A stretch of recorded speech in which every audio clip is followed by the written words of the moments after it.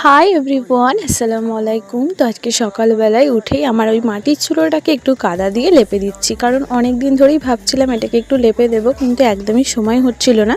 তাই আজকে সকালবেলায় ঘুম থেকে উঠে চা খেয়েই এই কাজটা করে নিয়েছি। চুলোটাকে ভালো করে লেপে দিয়ে তারপরে ছাদটাকে এখন একটু ঝাড় দিয়ে নিচ্ছি। তারপরে ভালো করে আগুনটা দিয়ে চুলোর মধ্যে এখানে ভাতের জন্য জলটাও কিন্তু আমি বসিয়ে দিচ্ছি। আজকে রান্নাবান্না সেরকম কিছুই নেই, একটুখানি আলু আর ডিম দিয়ে ঝোল করব। তার জন্য আলু আর পেঁয়াজটা কেটে নিয়েছি, কেটে নিয়ে সোজা চলে গেছি নিচের ঘরে, কারণ কাঠের জালেই রান্না করব, যেহেতু এক তরকারি ভাত, তার উপর ছেলের আজকে স্কুল ছুটি। সোজা এসে নিচের ঘরে ঘাটটা ভালো করে গুছিয়ে নিচ্ছি, যার সাথে ঘরটা আর সব কিছু একটু ক্লিন করে নেবো, ঝাড় দিয়ে নেবো।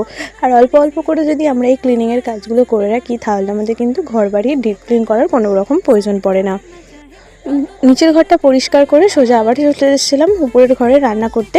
আর ভাতটা হয়ে যাওয়ার পর ডিম আলুর ঝোলটাও কিন্তু কাঠের জালে বসিয়ে দিয়েছি।